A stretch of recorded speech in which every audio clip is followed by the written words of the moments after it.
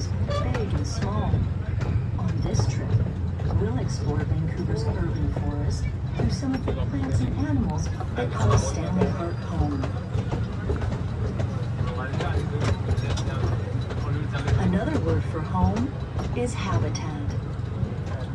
And Stanley Park has a variety of habitats for plants and animals that live in wet climates known as rainforests. Stanley Park is a temperate rainforest. That means it's full of plants like ferns with long fan-like fronds and lots of trees that keep their needles all year round. These trees are called coniferous trees or conifers. Some of the oldest conifers in Stanley Park are firs, hemlocks, and cedar trees. Many of the trees in our park have stood for hundreds of years.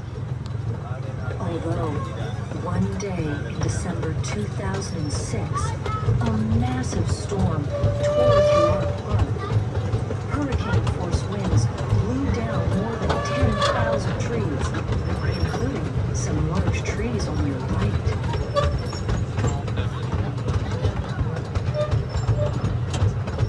Whether laying on the forest floor or standing tall, the trees that surround us are some of the biggest plants in our park. But we have lots of small stuff too. Some of our small plants and organisms live in aquatic habitats, like freshwater ponds. If you look to the left, you'll see a green-looking pond. What makes the pond look green is a microorganism called algae. The pond is also home to amphibians, such as frogs and salamanders. Amphibians thrive in aquatic habitats because they're cold-blooded creatures. That means their body temperature is the same temperature as the water or air around them. As we leave the pond, we enter another habitat on the right-hand side. This is a meadow habitat. A meadow is a grassy, open area that's home to all kinds of flora and fauna. One animal often seen in our meadow is a barn swallow. Barn swallows are birds that like to nest in and around our sheds and barns. That way, their nests are protected from the weather. For food, they catch insects like grasshoppers, crickets, and dragonflies.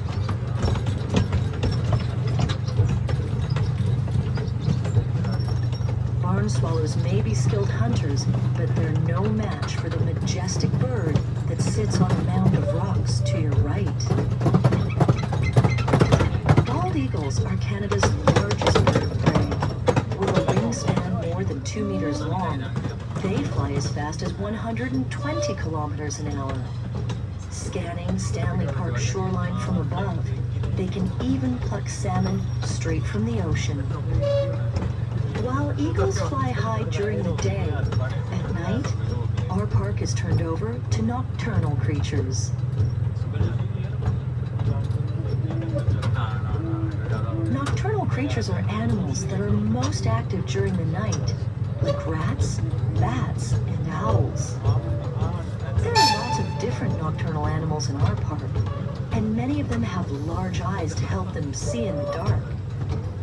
As we enter the darkened tunnel ahead, prepare to scan the tunnel walls for murals of your favorite nocturnal animals.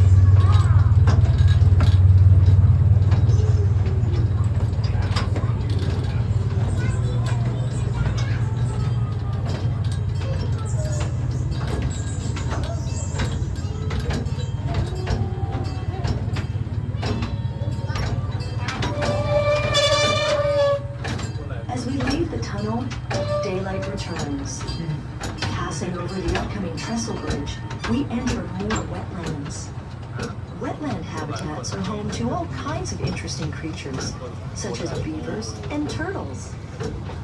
Looking to your right, you'll see a pond where our resident turtle lives.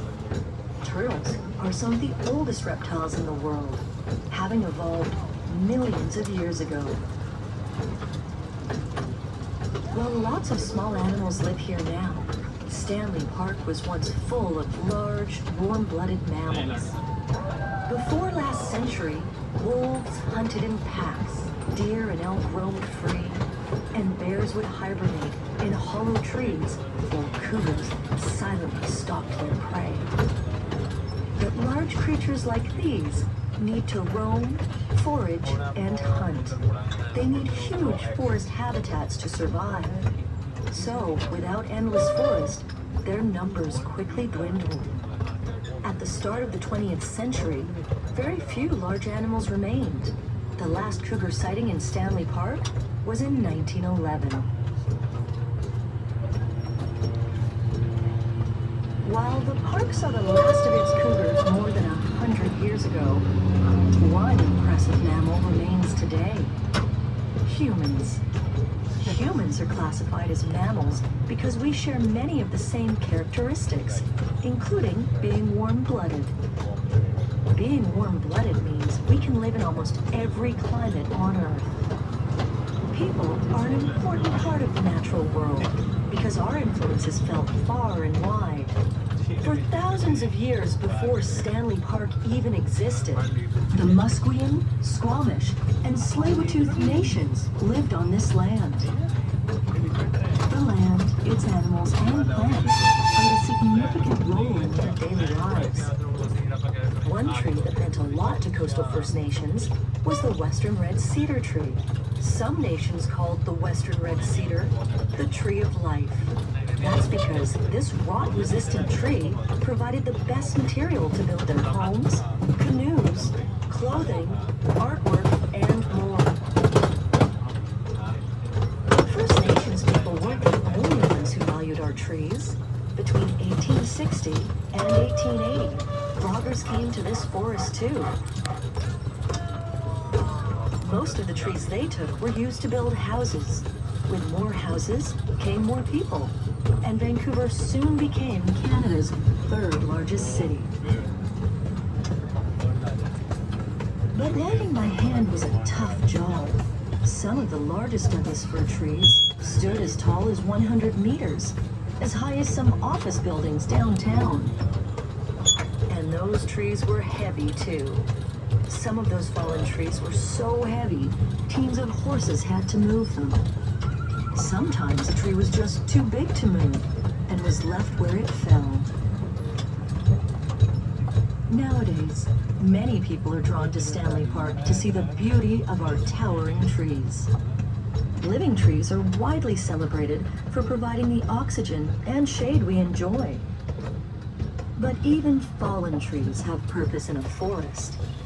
Fallen trees are a great source of food, water, and shelter for all sorts of plants and animals.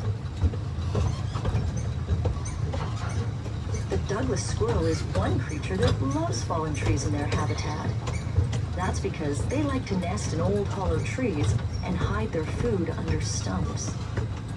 These fallen trees also act like squirrel highways. Stanley Park squirrels have their own private network of squirrel highways to let them get from place to place quickly as they gather cones, fruits, and mushrooms.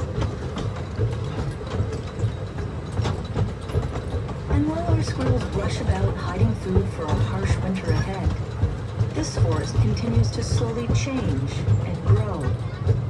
From the littlest drops of rain that replenishes our pond, to the wildlife biologists who study our plants and animals, the future of our urban forest unfolds in moments. Some moments go unnoticed by the human eye. Others are recorded in our history books. From the area's earliest recorded beginnings as a pristine forest full of